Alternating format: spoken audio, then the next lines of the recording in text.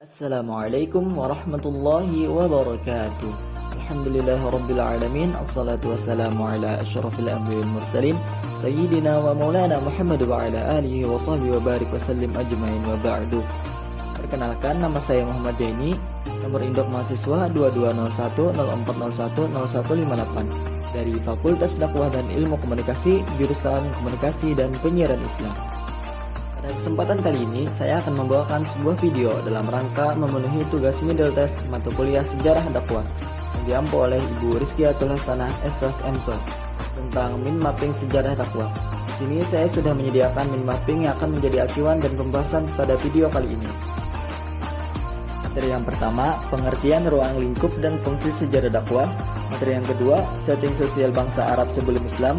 Materi yang ketiga, konsep dan posisi sejarah dakwah Rasulullah SAW. Materi yang keempat, sejarah dakwah Rasulullah. Materi yang kelima, dakwah Islam pada masa Khulafaur Rasyidin. Dan yang terakhir, sejarah dakwah pada masa Daulah Umayyah. Materi yang pertama, pengertian ruang lingkup dan fungsi sejarah dakwah. Pengertian, dalam bahasa Arab sendiri, sejarah disebut tarikh yang berarti penanggalan atau kejadian berdasarkan urutan tanggal atau waktu. Orang Inggris menyebut history yang berasal dari kata Yunani historia. Historia berarti ilmu untuk semua ilmu, pengetahuan tentang gejala alam, baik yang disusun secara kronologi maupun tidak. Kemudian dalam perkembangannya, kata historia hanya khusus digunakan untuk ilmu pengetahuan yang disusun secara kronologis, terutama yang menyangkut perihal manusia. Kini sejarah adalah suatu ilmu pengetahuan yang disusun atas hasil penyelidikan beberapa peristiwa yang dapat dibuktikan dengan bahan kenyataan. Sejarah didefinisikan sebagai catatan tentang masyarakat umum, manusia atau peradaban manusia yang terjadi pada waktu atau sifat masyarakat itu. Sedangkan dakwah secara etimologis atau lugatan berasal dari kata da'a yad'u da'watan. Kata da'a mengandung arti menyeru, memanggil, dan mengajak. Dakwah artinya seruan, panggilan, dan ajakan kepada Islam. Arjani Hefni mendefinisikan dakwah sebagai kegiatan mengajak, mendorong, dan memotivasi orang lain berdasarkan basiroh untuk meniti jalan Allah dan istiqomah di jalannya, serta berjuang bersama meninggikan agama Allah.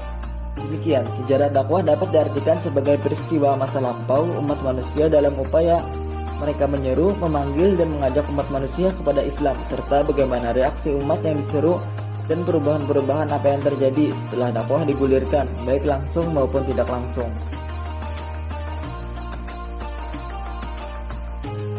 Ruang lingkup sejarah dakwah. Pembatasan ruang lingkup kajian dakwah mengingat dari jawaban pertanyaan kapan dakwah Islam dimulai, setidaknya ada dua pendapat besar tentang permulaan dakwah, yaitu penelitian yang menjadikan permulaan dakwah adalah pada masa Rasulullah SAW. Pendapat ini merujuk kepada terminologi khusus dari dakwah Islamiyah, bahwa Islam adalah agama yang dibawa oleh Nabi SAW. Penelitian lain berpendapat bahwa permulaan dakwah adalah sejak diutusnya para Nabi dan Rasul. Pendapat ini merujuk kepada terminologi umum dari dakwah Islamiyah, bahwa dakwah para Nabi hakikatnya adalah satu, seluruh Rasul telah menyampaikan Islam dalam arti yang luas.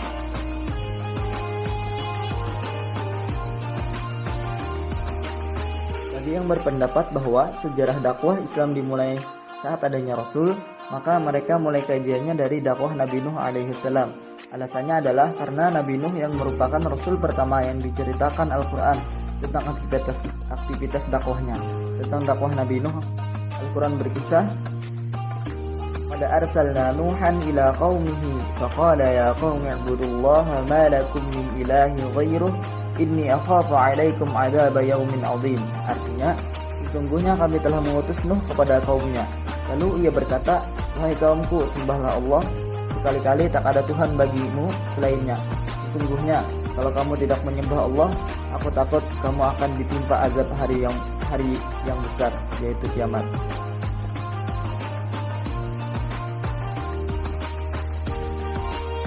Sejarah dakwah. Tentunya ada beberapa fungsi ketika kita mempelajari sejarah dakwah, antara lain untuk mengetahui bagaimana strategi perjuangan para rasul dan kegigihan mereka dalam menyebarkan dakwah tauhid, mengidentifikasi penyakit umat setiap zaman dan bagaimana mencari jalan keluar dari penyakit tersebut, menentukan sikap dalam berdakwah dengan bercermin dari sejarah yang benar, mengetahui faktor kemajuan dan kemunduran dakwah dari masa ke masa, untuk memupuk semangat perjuangan para dai, mengetahui sejauh mana dakwah Islam telah dapat mempengaruhi dan merombak jalannya sejarah atau telah berhasil menciptakan realitas sosial kultural baru, memprediksi apa yang bakal terjadi dengan peran Islam di masa mendatang dalam rangka penataan kehidupan masyarakat baru. Tentang sejarah dakwah dalam Al-Quran. Dalam Al-Quran banyak sekali diungkap kisah yang penuh ibrah. Setelah menceritakan kisah Nabi Yusuf, Allah Subhanahu wa Ta'ala berfirman, sesungguhnya pada kisah-kisah mereka itu terdapat pengajaran bagi orang-orang yang mempunyai akal. Al-Quran itu bukanlah cerita yang dibuat-buat, akan tetapi membenarkan kitab-kitab yang sebelumnya dan menjelaskan segala sesuatu dan sebagai petunjuk dan rahmat bagi kaum yang beriman. Quran Surah Yusuf ayat 111. Sejarah dalam Al-Quran adalah sejarah yang mengungkapkan tentang siklus kehidupan dan sunatullah yang tidak berubah. Al-Quran selalu mengungkapkan pertarungan antara hak dan batil, yang pada akhirnya kemenangan yang lebih diartikan dengan kesuksesan meraih sesuatu yang dicita-citakan di dunia. Kemenangan menurut Al-Quran adalah kekuatan mempertahankan keistiqomahan dan ketegaran prinsip tauhid sampai ajal menjemput. Kadang-kadang Allah mengungkapkan cerita tersebut dengan redaksi singkat, dalam waktu yang lain diungkap dengan redaksi sedang, dan kadang-kadang dengan redaksi yang panjang. Tujuannya adalah agar sunatullah tersebut, kemenangan pasti di tangan pejuang kebenaran, tertanam kokoh di dalam diri dan terhujam di dalam hati, sehingga keputusan tidak mendapat celah untuk menyelinap masuk ke hati para dai reformis. Al-Quran sering menghibur Nabi Muhammad SAW. Materi selanjutnya, setting sosial bangsa Arab sebelum Islam. Bangsa Arab sebelum lahirnya Islam dikenal sebagai bangsa yang sudah memiliki kemajuan ekonomi. Mekah misalnya pada waktu itu merupakan kota dagang bertaraf internasional. Hal ini diuntungkan oleh posisinya yang sangat strategis karena terletak di persimpangan jalan penghubung jalur perdagangan dan jaringan bisnis dari Yaman ke Syria. Rentetan peristiwa yang melatar belakangi lahirnya Islam merupakan hal yang sangat penting untuk dikaji. Hal demikian karena tidak ada satupun peristiwa di dunia yang terlepas dari konteks histori dengan peristiwa-peristiwa sebelumnya. Artinya, antara satu peristiwa dan peristiwa lainnya terdapat hubungan yang erat dalam berbagai aspek kehidupan, termasuk hubungan Islam dengan situasi dan kondisi Arab pra-Islam. Secara garis besar, Jazirah Arab dibedakan menjadi dua, yakni daerah pedalaman dan pesisir. Daerah pedalaman jarang sekali mendapatkan hujan, namun sesekali hujan turun dengan lebatnya. Kesempatan demikian biasa dimanfaatkan penduduk nomadik dengan mencari genangan air dan padang rumput demi keberlangsungan hidup mereka. Sedangkan daerah pesisir, hujan turun dengan teratur sehingga para penduduk daerah tersebut relatif pada dan sudah bertempat tinggal tetap. Oleh karena itu, di daerah pesisir ini jauh sebelum Islam lahir sudah berkembang kota-kota dan kerajaan-kerajaan penting seperti kerajaan Himyar, Sabah, Hirah, dan Ghassan.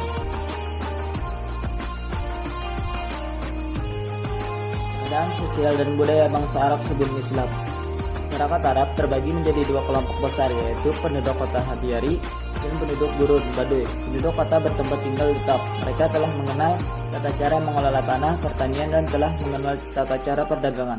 Bahkan hubungan perdagangan mereka telah sampai ke luar negeri. Hal ini menunjukkan bahwa mereka telah memiliki peradaban cukup tinggi. Sementara masyarakat Baduy hidupnya berpindah-pindah dan satu tempat ke tempat lainnya guna mencari air dan padang rumput untuk binatang gembalaan mereka. Di antara kebiasaan mereka adalah mengendarai unta, mengembala domba dan keledai, berburu serta menyerang musuh. Kebiasaan ini menurut adat mereka adalah pekerjaan yang lebih pantas dilakukan oleh laki-laki. Oleh karena itu mereka belum mengenal pertanian dan perdagangan. Karenanya mereka hidup berpindah dari satu tempat ke tempat lain untuk mencari kehidupan, baik untuk diri dan keluarga mereka atau untuk binatang ternak mereka. Hal penting yang mereka lakukan adalah membela sesama anggota suku. Itulah yang dapat kita lihat dari sikap fanatisme dan patriotisme yang ada di dalam kehidupan masyarakat Baduy. Tidak dapat dibungkiri bahwa kondisi geografis Arab sangat besar pengaruhnya terhadap kejiwaan masyarakatnya. Arab sebagai wilayah tandus dan gersang telah menyelamatkan masyarakatnya dari serangan musuh-musuh luar. Pada sisi lain, kegersangan ini mendorong mereka menjadi pengembara-pengembara dan pedagang daerah lain. Keluasan dan kebebasan kehidupan mereka di padang pasir juga menimbulkan semangat kebebasan dan individualisme dalam pribadi mereka. Kecintaan mereka terhadap kebebasan ini menyebabkan mereka tidak pernah dijajah bangsa lain. Kondisi kehidupan Arab menjelang kelahiran Islam secara umum dikenal dengan sebutan zaman jahiliyah. Hal ini dikarenakan kondisi sosial politik dan keagamaan masyarakat Arab saat itu. Hal itu disebabkan karena dalam waktu yang lama masyarakat Arab tidak memiliki nabi, kitab suci, ideologi, agama, dan tokoh besar yang membimbing mereka. Mereka tidak mempunyai sistem pemerintahan yang ideal dan tidak mengindahkan nilai-nilai moral. Pada saat itu, tingkat keberagamaan mereka tidak berbeda jauh dengan masyarakat primitif. Keadaan ekonomi bangsa Arab sebelum Islam. Dagangan merupakan unsur penting dalam perekonomian masyarakat Arab pra-Islam. Mekah misalnya, karena letak geografisnya yang sangat strategis, maka ia menjadi tempat persinggahan para kafilah dagang yang datang dan pergi menuju pusat perniagaan. Mereka berdagang bukan saja dengan orang Arab, tetapi juga dengan non-Arab. Kemajuan perdagangan bangsa Arab pra-Islam dimungkinkan antara lain karena pertanian yang telah maju. Kemajuan ini ditandai dengan adanya kegiatan ekspor-impor yang mereka lakukan. Para pedagang Arab Selatan dan Yaman pada 200 tahun menjelang Islam lahir telah mengadakan transaksi dengan Hindia, Afrika, dan Persia. Komoditas ekspor Arab Selatan dan Yaman adalah dupa, kemenyan, kayu garuh, minyak wangi, kulit binatang, buah kismis, dan anggur. Sedangkan yang mereka impor dari Afrika adalah kayu logam budak. Dari Hindia adalah gading, sutra, pakaian, dan pedang. Dari Persia adalah intan. Data ini menunjukkan bahwa perdagangan merupakan urat nadi perekonomian yang sangat penting, sehingga kebijakan politik yang dilakukan memang dalam rangka mengamankan jalur perda. Faktor-faktor yang mendorong kemajuan perdagangan Arab sebelum Islam sebagaimana dikemukakan Burhan ad-Din lalu adalah sebagai berikut. 1. Kemajuan produksi lokal serta kemajuan aspek pertanian. 2. Adanya anggapan bahwa pedagang merupakan profesi yang paling bergengsi. 3. Terjalinnya suku-suku ke dalam politik dan perjanjian perdagangan lokal maupun regional antara pembesar Hijaz di satu pihak dengan penguasa Syam, Persia, dan Ethiopia di pihak lain.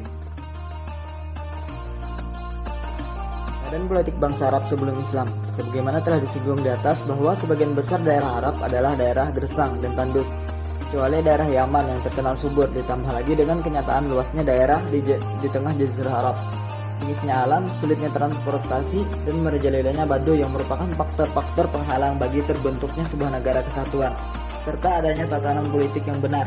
Mereka tidak mungkin menetap, mereka hanya bisa loyal ke kabilahnya saja. Oleh karena itu, mereka tidak akan tunduk ke sebuah kekuatan politik di luar kabilahnya yang menjadikan mereka tidak mengenal konsep negara. Sementara menurut Nicholson, tidak terbentuknya negara dalam struktur masyarakat Arab pra-Islam disebabkan karena konstitusi kesukuan tidak tertulis, sehingga pemimpin tidak mempunyai hak memerintah dan menjatuhkan hukuman pada anggotanya. Namun dalam bidang perdagangan, peran pemimpin suku sangat kuat. Hal ini tercermin dalam perjanjian perdagangan yang pernah dibuat antara pemimpin suku di Mekah dengan penguasa Yaman, Yamamah, Tamim, Wassaniyah, Merah, Suriah, dan Ethiopia.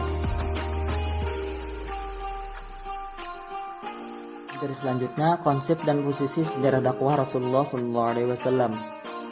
Tata cara dakwah Rasulullah SAW. Dakwah yang dilakukan Rasulullah adalah dakwah pemikiran tanpa kekerasan.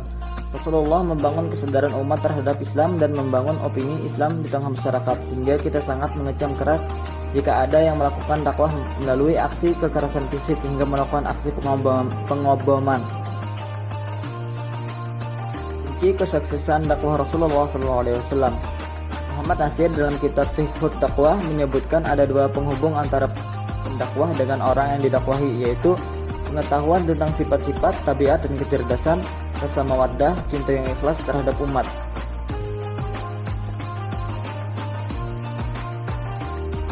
Tahapan dakwah Rasulullah SAW ada 3 tahapan, yaitu 1. Tahapan pembinaan dan pengkaderaan. Tahapan ini dimulai sejak Rasulullah SAW diutus menjadi Rasul. Pada tahapan ini Rasulullah SAW melakukan pembinaan para kader dan membuat kerangka tubuh gerakan dakwah jamaah. Ketika turun firman Allah Subhanahu wa taala dalam surah Al-Mudaththir, Hai orang yang berselimut, bangunlah lalu berilah peringatan. Surah Al-Mudaththir ayat 1-2. Pada tahapan ini Rasulullah SAW melakukan dakwah secara sembunyi-sembunyi kepada orang-orang terdekat Rasulullah SAW, dimulai dari istri beliau Khadijah radhiyallahu anha, sepupu beliau Ali bin Abi Thalib radhiyallahu anhu, mantan budak beliau Zaid, dan sahabat beliau Abu Bakar radhiyallahu anhu. Setelah selesai mengajak kerabat terdekat Rasulullah, mulai menyeru masyarakat untuk memeluk agama Islam dengan berkeliling mendatangi rumah mereka. Dalam upaya tersebut ada sebagian yang menerima dakwah beliau dan ada pula yang menolak. Rasulullah mengumpulkan orang-orang yang beriman dalam satu kelompok atas dasar agama baru itu secara rahasia. Pada saat fase ini kaum muslimin melaksanakan syariat Islam seperti sholat dengan sembunyi-sembunyi. Untuk orang-orang yang baru masuk Islam, Rasulullah SAW mengutus sahabat yang sudah masuk Islam lebih dahulu dan faqih dalam agama Islam untuk mengajarkan Al-Quran kepada mereka. Tahapan interaksi dan perjuangan politik. Tahapan tafa'ul. Walaupun aktivitas dakwah pertama dilakukan secara sembunyi-sembunyi, namun masyarakat Makkah bahwasanya Rasulullah SAW telah membawa agama baru dan menyembunyikan aktivitas dakwah mereka. Akan tetapi masyarakat Makkah tidak mengetahui di mana mereka berkumpul dan siapa saja orang yang telah menjadi pengikut Rasulullah. Hingga setelah masuk Islamnya Hamzah bin Abdul Thalib dan Umar bin Khattab, turun firman Allah Subhanahu wa taala, "Maka sampaikanlah olehmu secara terang-terangan segala apa yang diperintahkan kepadamu dan lemparlah dari orang-orang yang musyrik. Sesungguhnya kami memelihara kamu daripada kejahatan orang-orang yang memperolok-olok kamu, yaitu orang-orang yang menganggap padanya Tuhan yang lain di samping Allah. Maka mereka kelak akan mengetahui akibat-akibatnya." Surah Al-Hijr ayat 94-96.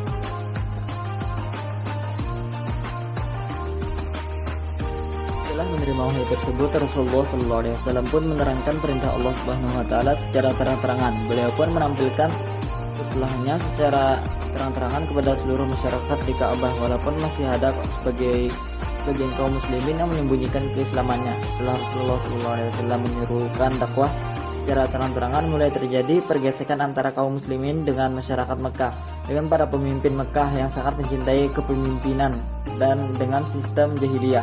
Perjuangan kelompok dakwah Rasul dan para sahabat berganti dari tahap rahasia daurul istighfa menjadi tahap terang-terangan daurul i'lan, berpindah dari tahap mengontak orang-orang yang bersedia memeluk agama Islam menjadi tahap berbicara kepada masyarakat secara menyeluruh.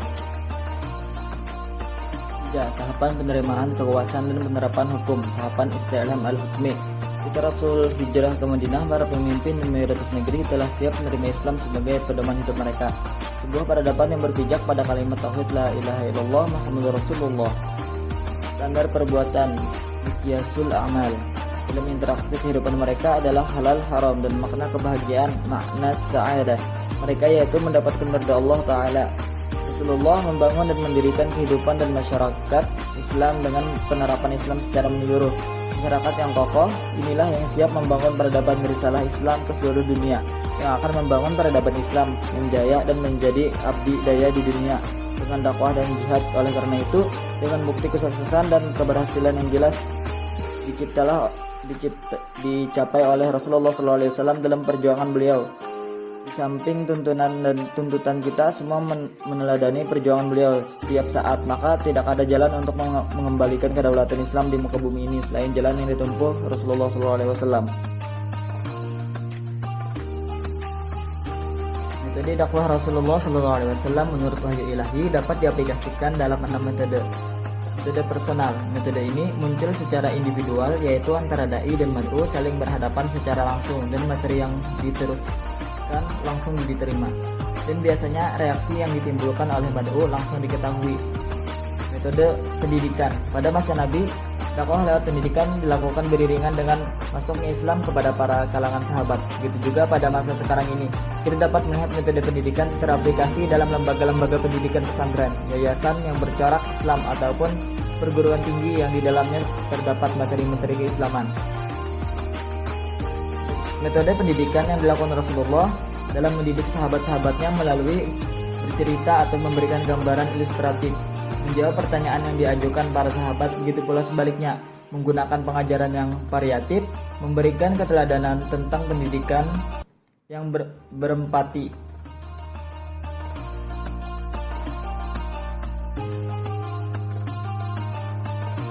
Metode diskusi di era sekarang sering dilakukan lewat berbagai diskusi keagamaan. Dai berperan sebagai narasumber, sedangkan mad'u berperan sebagai audiens. Tujuan dari diskusi ini adalah membahas dan menemukan pemecahan semua problematika yang ada kaitannya dengan dakwah, sehingga apa yang menjadi permasalahan dapat ditemukan jalan keluarnya. Metode penawaran. Salah satu falsafah metode yang dilakukan Nabi adalah ajakan untuk beriman kepada Allah tanpa menyekutukannya dengan yang lain. Cara ini dilakukan Nabi dengan metode yang tepat tanpa paksaan, sehingga mad'u ketika meresponnya tidak dalam keadaan tertekan. Bahkan ia melakukannya dengan niat yang timbul dari hati yang paling dalam. Cara ini pun harus dilakukan oleh para dai dalam mengajak mad'unya.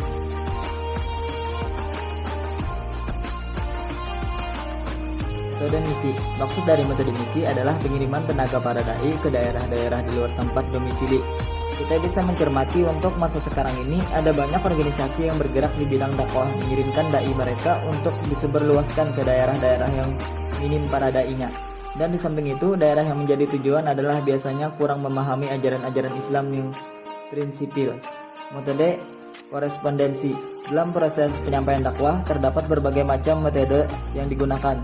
Satu di antaranya ialah dengan metode korespondensi dan jurnalistik. Korespondensi merupakan sarana komunikasi tertulis untuk menyampaikan informasi, pernyataan, atau pesan kepada pihak lain. Dengan demikian, korespondensi membawa informasi, pernyataan, atau pesan kepada seseorang. Materi selanjutnya, sejarah dakwah Rasulullah. Dakwah Rasulullah SAW selama kurang lebih 22 tahun, 2 bulan, 22 hari, atau ada yang membulatkan selama 23 tahun dan berbagi dalam 2 periode, yaitu periode Mekah dan Madinah. Dakwah Rasulullah di Mekah berlangsung sekitar 13 tahun, di mana wilayah Mekah kurang kondusif untuk mengembangkan dakwahnya. Karena selama 10 tahun pertama dari dakwahnya belum memperoleh kemajuan yang berarti, terutama dalam jumlah umat Islam. Pada sisi lain, dakwah di Makkah lebih menekankan pada eskatologis atau ketuhanan, karena masyarakat Arab pada saat itu belum mengesahkan Tuhan. Di samping itu, dakwah di Makkah selain lebih menekankan pada bidang ketuhanan, juga memiliki karakteristik diantaranya dalam bidang pengetahuan, pembinaan, dan perencanaan. Nabi Muhammad melakukan dakwah atau berdakwah secara sembunyi-sembunyi selama kurang lebih 3 tahun lama, mulai dari tahun pertama kenabian hingga turunnya surah Al-Hijr ayat yang ke-94. Karena surah Al-Hijr ayat yang ke-94 mengandung perintah agar Nabi Muhammad melakukan dakwah secara terang-terangan.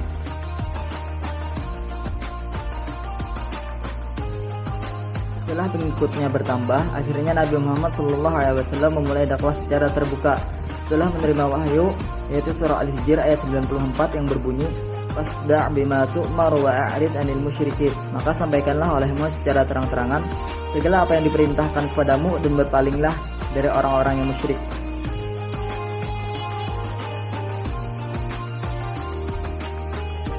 Setelah turun perintah tersebut, Nabi Muhammad SAW kemudian mengumpulkan penduduk kota Mekah di Bukit Safa. Di sana beliau mulai menyampaikan bahwa Tuhan yang harus disembah adalah Allah Subhanahu wa taala, dan beliaulah utusan Allah yang akan memberi kabar dan peringatan kepada manusia. Namun sebelum banyak yang masuk ke dalam agama Islam, Rasul mendapatkan perlakuan keji dari penduduk Mekah. Tidak semua penduduk Mekah menerima apa yang dibawa oleh Rasulullah. Dakwah Nabi Muhammad SAW di Madinah. Rasulullah SAW kemudian mendapat perintah untuk hijrah dari Mekah ke Madinah. Beliau tiba di Madinah pada 12 Rabiul Awal. Menurut buku pendidikan agama Islam yang disusun oleh Bakhrul Ilmi, setidaknya ada 4 substansi dakwah pada periode Madinah. Keempatnya adalah pembinaan akidah, ibadah, dan muamalah kaum muslim, pembinaan ukhuwah atau persaudaraan untuk menyatukan kaum muslimin, pembinaan kadar-kadar perjuangan untuk mempertahankan wilayah dakwah, dan memetakan pertahanan dan sosial untuk menjaga stabilitas Madinah.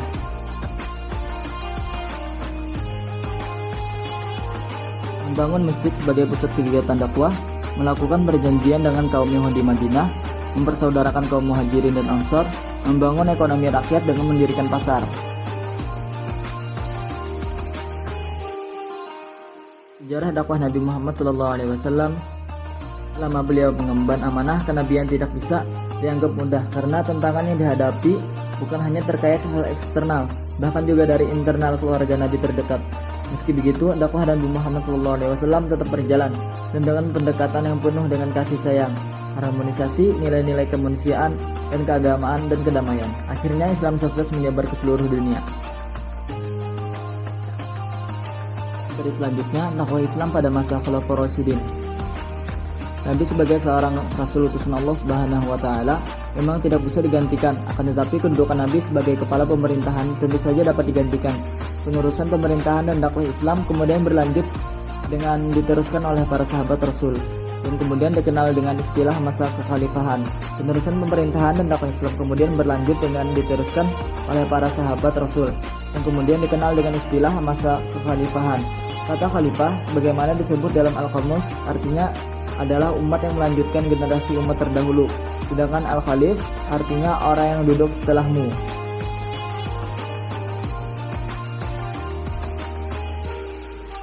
Pendahuluan sekitar Futuhal Islamiyah. Setelah Rasulullah SAW meninggal dunia, amanah dakwah berpindah kepada para sahabat. Islam tidak mati dengan meninggalnya Rasulullah, karena sebelum meninggalnya beliau telah meninggalkan kader-kader yang tangguh yang siap mengusung ajaran Islam. Para sahabat mengerahkan segenap potensi mereka, baik tenaga, harta, bahkan jiwa mereka untuk menyebarkan Islam.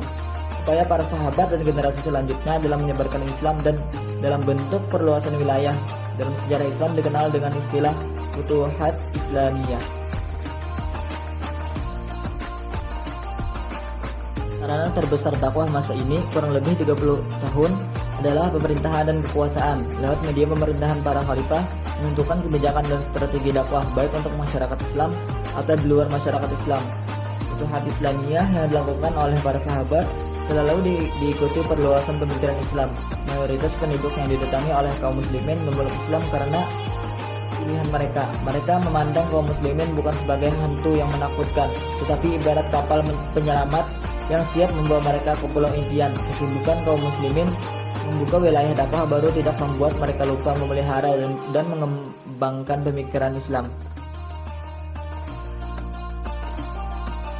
Di antara gerakan pemikiran yang paling menonjol pada masa Khulafaur Rasyidin adalah menjaga keutuhan Al-Quran Al-Karim dan mengumpulkannya dalam bentuk mushaf pada masa Abu Bakar, memberlakukan mushaf standar pada masa Utsman bin Affan, keseriusan mereka untuk mencari dan mengajarkan ilmu dan memerangi kebodohan berislam pada penduduk negeri. Oleh sebab itu, para sahabat pada masa Utsman dikirim ke berbagai pelosok untuk menyiarkan Islam. Upaya menyeragamkan naskah mushaf Al-Quran demi keutuhan dan kepentingan dakwah. Upayakan memelihara dan kumpulkan ayat-ayat Al-Quran sebagai referensi dasar dakwah, pembinaan masyarakat dan upaya futuhat ke berbagai wilayah strategis bagi pengembangan dakwah.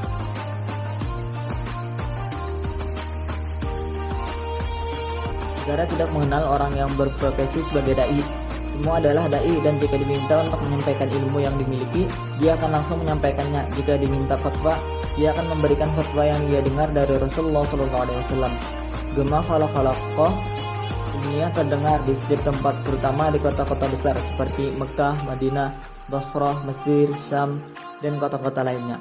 Kondisi ini berlangsung sampai akhir masa pemerintahan Khulafaur Rasyidin. Masalah dakwah tidak ditekuni oleh orang tertentu, tetapi masuk dalam tugas yang lain seperti ta'lim, tahfizul Quran, mengumpulkan zakat, melakukan qada, memberikan fatwa, dan tugas penting lainnya. Materi nasihat dan pengarahan yang disampaikan pada masa Khulafaur Rasyidin terlepas dari Al-Quran dan Sunnah, atau materi yang dikembangkan dari dua sumber di atas, atau materi yang masih berada dalam bingkai Al-Quran dan Sunnah. Unsur-unsur pendekatan dakwah pada masa Khulafaur Rasyidin. Dai, pengganti Rasulullah SAW adalah Khulafaur Rasyidin. Mereka adalah Abu Bakar As-Siddiq, Umar bin Khattab, Utsman bin Affan, dan Ali bin Abi Thalib.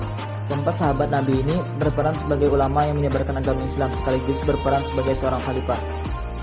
Kondisi mad'u pada masa Khulafaur Rasyidin adalah bersifat ijabah karena pada masa Rasulullah sudah banyak orang yang memeluk agama Islam. Khulafaur Rasyidin hanya tinggal meneruskan perjuangan dakwah Rasulullah, namun masih banyak umat yang belum menerima Islam sebagai agamanya, seperti orang-orang Quraisy dan Yahudi, sehingga mad'u pada masa Khulafaur Rasyidin bercorak hijabah dan ummah.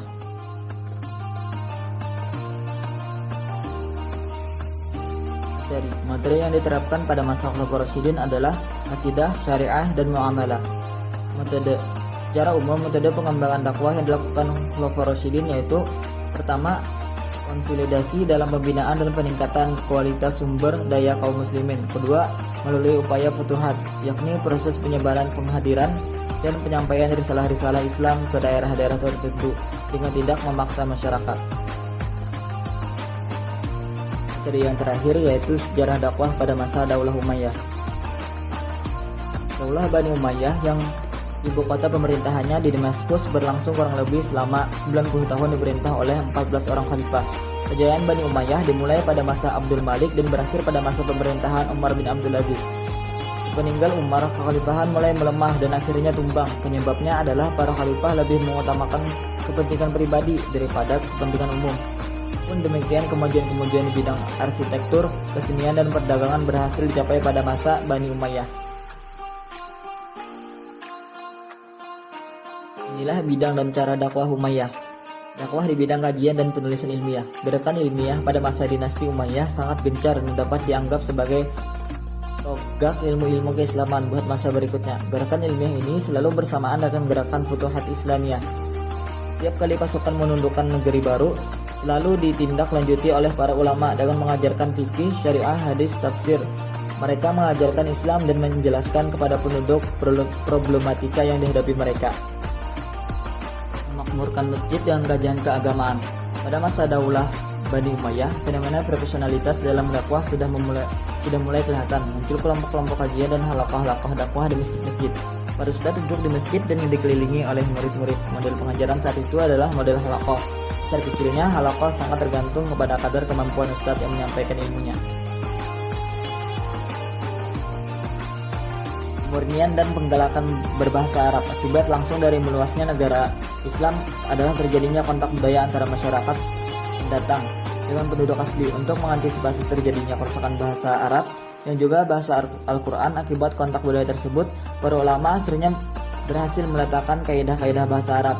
Pelopor dalam bidang ini adalah Abul Aswad Ad-Duwali. Kumpulan penulisan dan peletakan dasar-dasar metodologi. Perhatian masyarakat terhadap hadis amat tinggi pada masa Daulah Bani Umayyah. Bentuk kepedulian tersebut diwujudkan dalam 3 kegiatan, yaitu pengkajian, pengumpulan, dan pembukaan hadis. Perhatian terhadap hadis saat ini menempati posisi paling terdepan dalam bidang kajian ilmiah.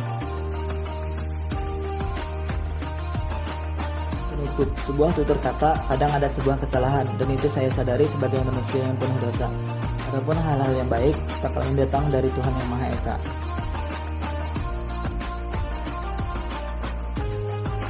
Dalam sebuah pepatah Arab dikatakan, "Undur maqala wala tandur man qala." Lihatlah apa yang dikatakan, bukan siapa yang mengatakan. Jika ada kata-kata yang kurang berkenan didengar dan perasaan satu di antara pihak, saya ucapkan mohon maaf. Penutup kata saya sampaikan, wassalamualaikum warahmatullahi wabarakatuh.